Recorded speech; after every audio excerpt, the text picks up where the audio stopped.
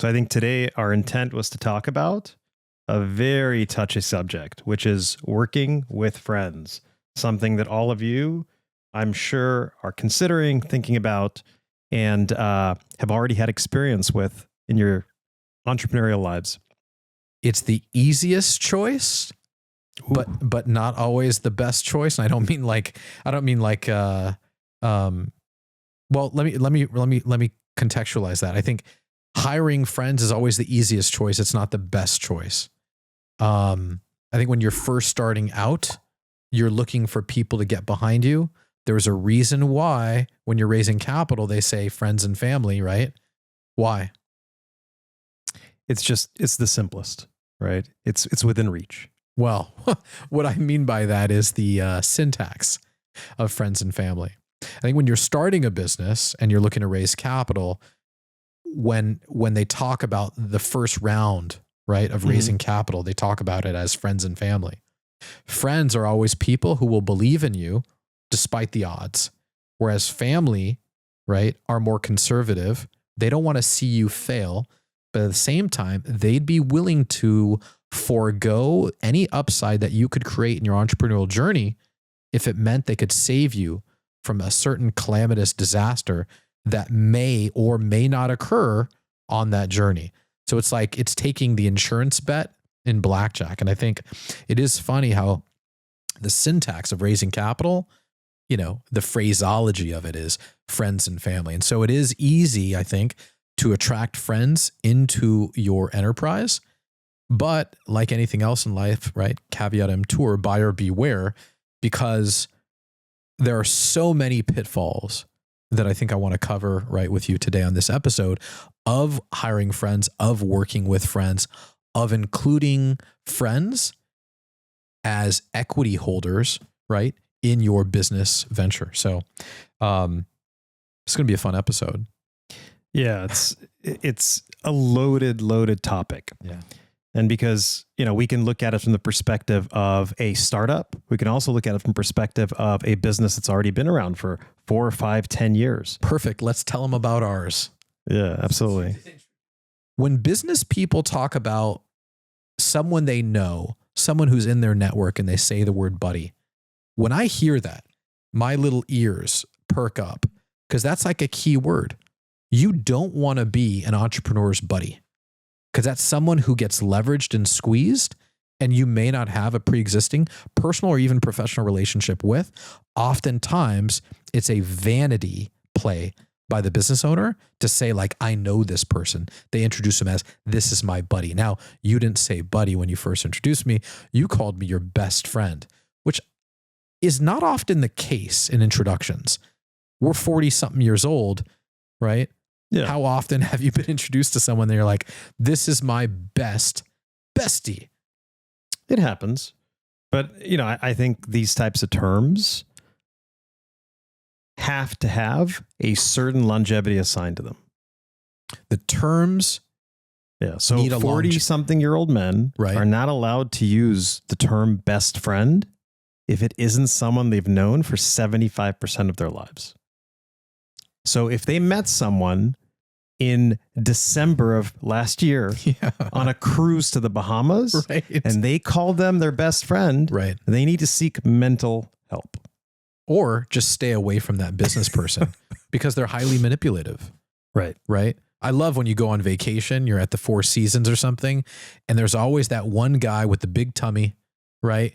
With big the cocktail in his hand, right? He's overly tan, right? He goes on these these vacations every other month, and he loves showing you where the turtles lay their eggs or something like that. He'll ignore his wife, he'll ignore his children, his friends that he's there with, just on the opportunity that he can become buddy with you. Yeah. And so friend becomes this loaded term, right? Because it has less to do with your interpersonal relationship and more to do with your deep understanding of who this person is and all of the baggage and all the good and bad that comes with it. And all of that only comes with enormous history and enormous amounts of time. Right. And if you don't have that, you don't have the tools at your disposal to make a good decision about whether you should be business partners with this person. So what are some things that you would learn after having enjoyed this meaningful relationship with someone for over 30 years? What are some of the lessons that you've learned, both positive and negative, that would lead you to believe that this is a good person to work with? I am not a perfect person. I'm far from it. You are not a perfect person. Closer to it. No. Closer to it. I think turn the cameras off. All right, crap. That's a wrap. That's a wrap. I have a list that I've compiled of aspects of our friendship that I think make it a strong enough, foundationally strong enough relationship to the extent where it would be a good idea for us to work together, which we already do. I think it'd be nice to share some of these things with the viewers that sort of like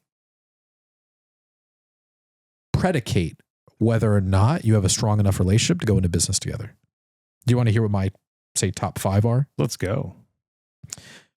Integrity, honesty, empathy, forgiveness, and mindfulness.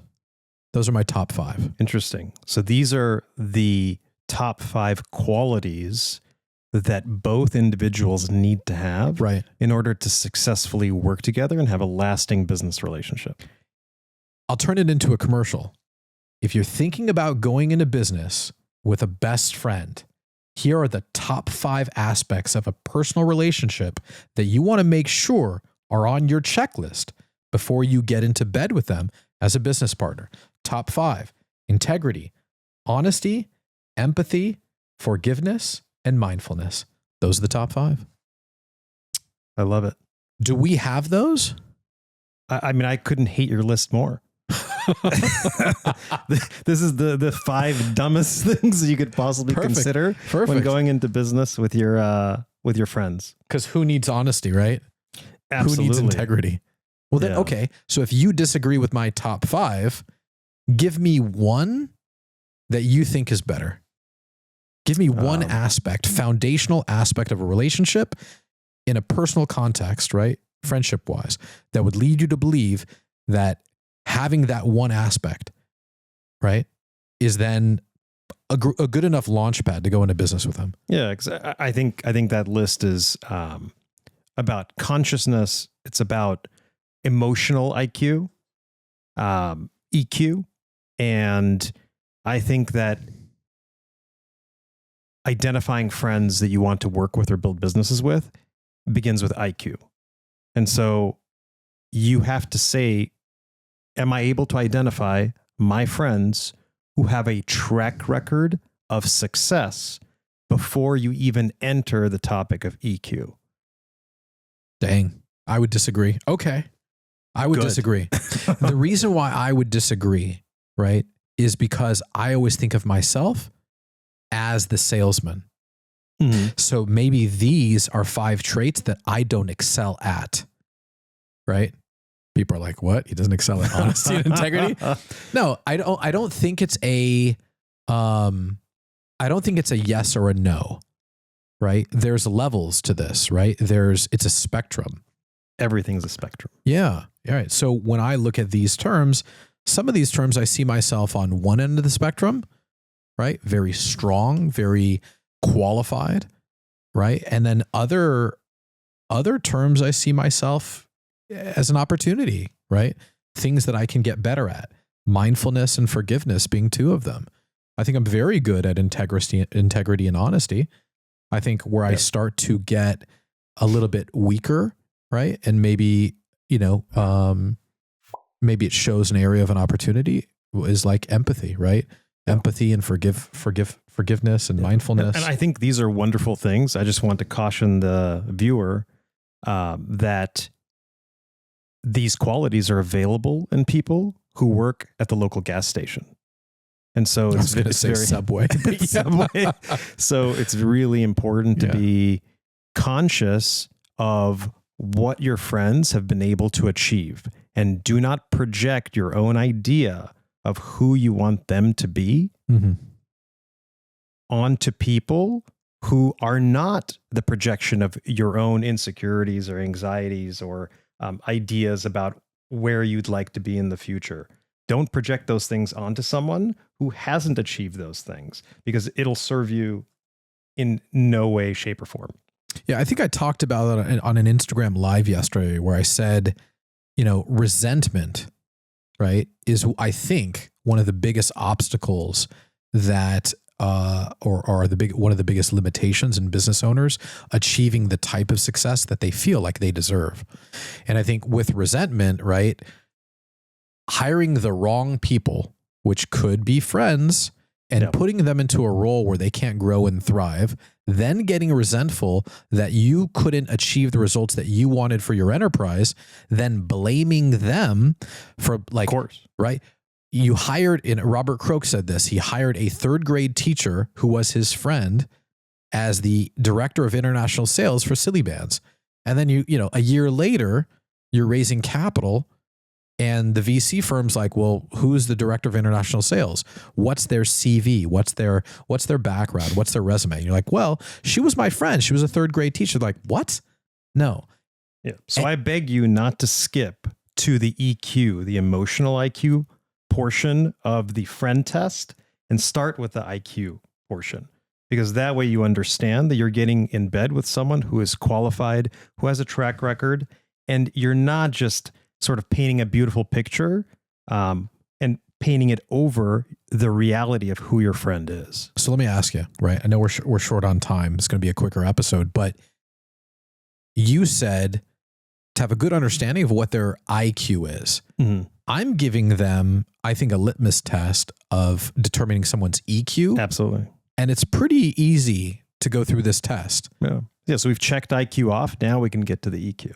I don't think we've checked IQ off. My question is still unanswered. Mm-hmm. How do you determine their IQ? Is it as a result of what they've accomplished in a corporate, like, sale, or not corporate sales, but rather a corporate salaryman strategy? Like, or, like what they've accomplished inside of a large organization? You're asking really detailed questions. And so we can go as deep into that as we want to, but how do you determine, better said, how do you determine? There are a lot of different ways that you have to examine your friend in a professional. All right. So from a professional lens, right? With a professional lens. So just examine your friends with a professional lens. Give me an idea how that works. Right. So you have to look at consistency, right? Have they stuck to a particular pursuit for extended periods of time? Okay. Right? So in other words, like job hopping is like job hopping, you're out. Okay. Maybe that's not true for the current generation, but for our generation of millennial and millennial Gen X, it's 100% true, right? People who can't stick to something are not going to be great partners for you. Give me another one, because that's a good one. Yeah. So job hopping being an indication of their lack of IQ. Most likely, because we're talking to younger people, I assume, right? We're talking people probably in their 30s. So you've probably got maybe a 10-year track record of having a job. And you've worked inside some organization. It could be, Fortune 500 company. It could be something mid-size. And you have to understand whether they were at all intrapreneurial inside that organization. So maybe they don't have their own business. Otherwise, if they did, why would they be going into business with you? But if they had a job, if they had a career, were they entrepreneurial? Did they create things inside that business? Did they come up with new things? And more importantly, not what they tell you, but did the people above them give them the ability to create, give them the ability to rise within the ranks of the organization? Okay. I mean, that's well said. I wish we had more time, and maybe we'll just do it on the next episode of Behind the Business. But we could talk a little about EQ, right? We can get to some of those parts. Maybe you can talk a little bit about on the next episode. Absolutely. I think there needs to be a second part of this, because I think what we've done is we've showed people, if you are going to go in a business, right, categorically, right, there's two different parts of that person that you want to analyze, the IQ and the EQ. If you're looking at IQ, again, are they job hoppers? If they're not, what have they accomplished? What have they accomplished within that professional capacity where the idea is theirs, right? Where they afforded the opportunity to grow and scale an idea, a concept. And I think conversely, right? Or I should say at the same time, right? Integrity, honesty, empathy, forgiveness, and mindfulness. The aspects of, I think, consciousness, the aspects of openness, curiosity, things that make them a good listener. Are they listening for learning, right? Or are they just waiting to talk, right? I think, having that, the synchrony between the IQ and the EQ makes somebody a very good candidate for being a business partner. But maybe, right, what we're talking about today, working with friends, is not just from an equity perspective. It's just working with them. Can you hire them to fill a role? So I think, if you're interested in learning more, I would encourage you to obviously subscribe to Behind the Business, like this episode, comment down below if you work with friends. And at the same time, what I always want to encourage people to do is if you are an entrepreneur, like Dean said, you're an entrepreneur inside of a larger organization, but you're looking for that courage, that impetus, that opportunity to either grow and thrive within the org or start something on your own, I would encourage you to go to www.jointhefraternity.com. It's an online community, just online coaching platform hosted by Dean and myself. And there you're going to find the ability to network and grow and thrive with other business owners who are like-minded, 6, 7, 8-figure entrepreneurs that want to grow to 9 figures and beyond. It's done online via Zoom, 4 calls a month, Thursday at 4 p.m. Pacific Standard Time, an hour in length. And there we're going to talk about things that you care about that'll help your business grow and scale. Some of them, right, will be more along the lines of what we've discussed today, which is like strategic concepts, but we'll also get into the tactical stuff, right? How to leverage the network of people within our circle to grow and scale your business as it relates to marketing and sales. So I really encourage you to go to jointhefraternity.com. Again, $179 a month. It's less than the cost of taking your family out for dinner. Just think about the value that you can get from that. So less than the cost of Starbucks. Yeah. Really look forward to seeing you guys on the next Zoom call. So with that, thanks for tuning in, and we'll see you guys on the next episode. Adios.